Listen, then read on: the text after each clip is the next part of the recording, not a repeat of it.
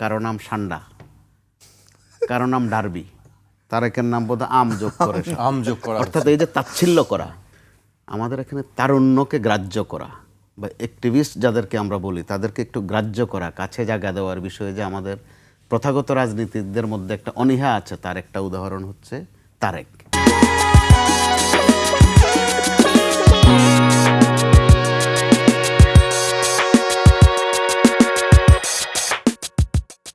অথবা আমি যদি নাম বলি আরো, এনসিপির যে নেতারা যারা বৈষম্য বিরোধী ছাত্র আন্দোলনে ছিল, আপনি তাদের বিষয়ে কিন্তু এরকম একটা খেয়াল আছে যে আপনি খেয়াল করে দেখেন তাদের কারো নাম সান্ডা, কারো নাম ডার্বি, তারেকের নাম বোধহয় আম যোগ করে আম যোগ করা অর্থাৎ এই যে তাচ্ছিল্য করা।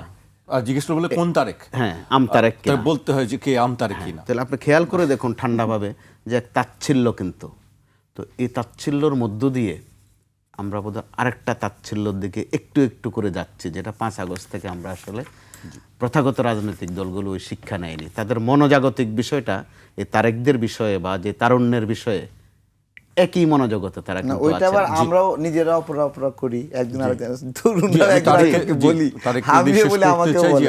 আচ্ছা আমি বলছি এই যে ছিনতাই চাঁদাবাজির বিষয়ে আমার খুব শখ, চাঁদাবাজদেরকে সবাই মিলে দাবরায় ধরে মাছ কাটার প্রশিক্ষণ দিয়ে কারণ বাজারে মাছ বাজারে বসায় দিয়ে বলবো মাছ কাটো।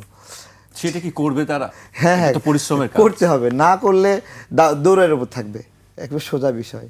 ঠিক আছে, যেহেতু এমপি হব, পুলিশ প্রশাসন আমার কথা শুনবে, এলাকাবাসী শক্তি দেবে, এদের জীবন জাহান্নাম করব। ঠিক আছে। দ্বিতীয় প্রতিশ্রুতি, আমাদের এখানে প্রচুর কর্মজীবী নারীরা ছোট বাবুকে ঘরে রেখে কাজে যেতে হয়, তার বাবুরা তালা দিয়ে রেখে যায়, যে কোনো সময় আগুন লাগতে পারে, দুর্ঘটনা ঘটতে পারে, গ্যাস বিস্ফোরণ হতে পারে। এখান থেকে মুক্ত দেওয়ার আমার জন্য একটা খুব ইচ্ছা আছে। প্রত্যেকটা ওয়ার্ডে একটা করে শিশু কেন্দ্র করব, আমার মায়েরা তার ছোট বাবুকে রেখে কিছুটা কাজ করতে পারবে। আর খুব করে দেখছি এখন যে মুক্তিযুদ্ধ নিয়ে খোঁচায় খোঁচায় কথা বলে আকারে ইঙ্গিতে, যখন যে মুক্তিযোদ্ধারা বেঁচে আছে, যারা মারা গেছে আল্লাহর হস্তে, যারা বেঁচে আছে তার জীবদ্দশায় যখন স্বাধীনতার বিরুদ্ধে, মুক্তিযুদ্ধের বিরুদ্ধে নতুন করে ইতিহাস বিকৃতিকর কথাবার্তা বলা হয়, তাদের মানসিক অবস্থা কি হয়? আমি আমার নির্বাচনী প্রতিশ্রুতি হিসেবে নিচ্ছি যে আমি পার্লামেন্টে গেলে এই ধরনের কথা বলতেই দেব না, জায়গায় প্রতিবাদ হবে। এই 3 বিষয়ের সমন্বয়ে আমার নির্বাচনী ইস্তাহার, এইটা আমি গলির মধ্যে দাঁড়ায় বস্তিতে দিয়েছিলাম। তো এই আর কি বিষয়, সবার কাছে যাচ্ছি, বলছি, বেশি মাইকিংও করতে পারছি না, অল্প কিছু ব্যানার ফেস্টুন লাগিয়েছি। তো দেখা যাক কি হয় তারপরে।